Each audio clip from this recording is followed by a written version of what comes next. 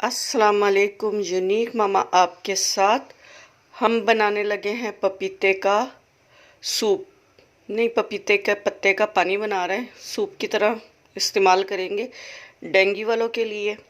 आपको बताया हमारे बाहर ग्रीन बेल्ट पे हमने पपीता लगाया था, तो उसको सब ने डेंगू वालों ने ख़त्म कर दिया। तो आज हमें भी ज़रूरत पड़ गई, तो हम इसके छोटे छोटे पत्ते इसको वॉश करके और छोटे छोटे पीस करके इसमें हमने डाला है।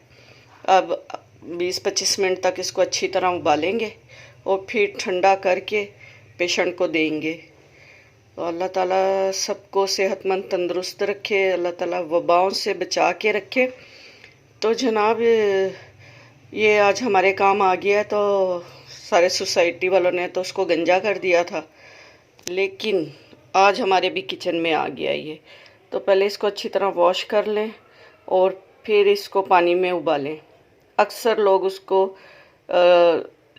जूस निकाल लेते हैं, तो अगर आप इस तरह इस्तेमाल करेंगे उबाल के, तो ये ज़्यादा अच्छा रहेगा, क्योंकि एक पत्ते में से बहुत थोड़ा सा जूस निकलता है और इस तरह उबालने से काफ़ी ज़्यादा होता है।